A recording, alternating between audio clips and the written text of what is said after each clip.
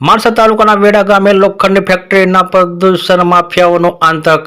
વેડા ગામજનોનું જીવન અત્યંત જીવવું જોખમ બન્યું. વિજાપુર નજીક આવેલ વેડા આનંદપુરા ગામે આવેલી ફેક્ટરીના પ્રદૂષણથી ગામજનો ત્રાહિમામ.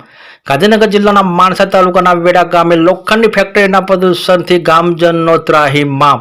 ગામની આજુબાજુમાં આવેલી લોખંડની ફેક્ટરીના કારણે ખૂબ જ પ્રદૂષણ ફેલાવવાની બૂમ. આરોગ્ય બચાવો, પ્રદૂષણ ઘટાડો, જીવન બચાવોના સૂત્રોચ્ચાર અને બેનરો સાથે વેડા ગામજનોનું પ્રદર્શન. વેડા ગામજનો કહી રહ્યા છે કે પ્રદૂષણ નિયંત્રણ બોર્ડમાં વારે-વારે રજૂઆત કરી પણ કોઈ જ ઉકેલ નથી આવતો. બાળકો, વડીલો અને ગામજનોનું આરોગ્ય ખૂબ જ જોખમમાં. ફેફસા, દમ અને શ્વાસ જેવા રોગોની બીમારીના દરમાં વધારો થઈ રહ્યો છે. ખેતી, પશુપાલન અને માનવ જીવન માટે ખૂબ જ જોખમ છે. ફેક્ટરીના કારણે વાયુ પ્રદૂષણથી રાત્રિના સમયે ખૂબ જ ફેલાતું હોવાની ગામજનોની બૂમ. પ્રદૂષણ ફેલાવતી જવાબદાર ફેક્ટરીઓ સામે કાર્યવાહી કરવામાં આવે નહીં તો ગાંધીનગરમાં સ્વયંભૂ આંદોલન કરવાની ચમકી પણ ઉચ્ચારી છે. મારું નામ બાળક મનહરભાઈ રૂપનાભાઈ, ગામ વેડા, તાલુકો માણસા, જિલ્લો ગાંધીનગર. સમસ્યાઓ પ્રદૂષણની પુષ્કળ છે. જો અમારા ફેક્ટરી છે લોખંડ ઓગાળવાની, તો આગળ પ્રદૂષણ પુષ્કળ છે. ખેતી થતી નહીં, ખેતીવાડી અંદર કાળું મેસ થાય છે, કોઈ ખેતી કરવા તૈયાર નહીં. બાજુમાં મજૂરો રહે છે, ઓઈડીમાં ખેતરવાળા વાવવાવાળા રહે છે. એમના બાળકોને બી ટીબીની, શ્વાસોની તકલીફ થઈ છે. જાનવરો અનાજ ખાતા નથી. આ મોટી તકલીફ છે, સમસ્યા મોટી જબરજસ્ત થઈ જાય છે. કોઈ ખેતરમાં વાવતા આજુબાજુવાળા બી બધાને તકલીફો આ જ છે, પ્રદૂષણની જ. શું છે આગળની તમારી સરકાર જોડે શું માગણીઓ છે? અમારી સરકાર જોડે માગણી એવી છે કે જો આ ટૂંક સમયમાં આનું પ્રદૂષણ નિરાકરણ નહીં આવે તો અમે મોટા પાયે આંદોલન કરીશું. ગાંધીનગર કલેક્ટર, મામલતદારને ઊંડી જવાનું છે અને છેવટનું નહીં આપે તો છેવટનું ગાંધી ચિંધ્યા માર્ગે બી જવાની ગણતરી છે.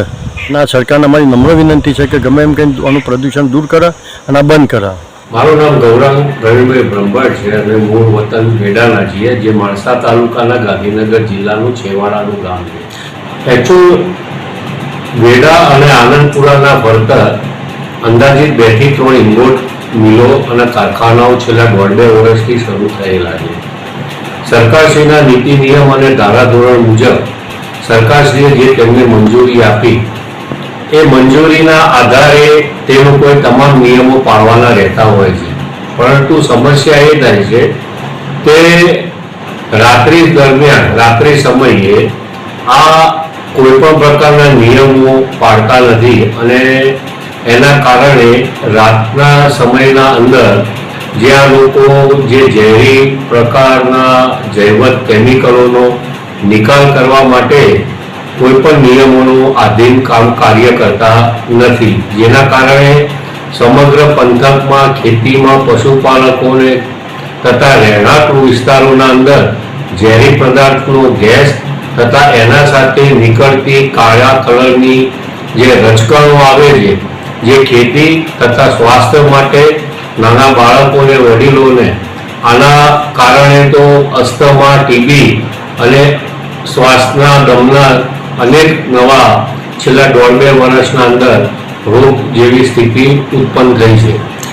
શું કહેશો આવના સમયમાં જે આ કાર્ય જે સરકાર દ્વારા બંધ કરવામાં નહીં આવે તો આપના થકી શું આગળની કાર્યવાહી પ્રતિક્રિયા રહેશે?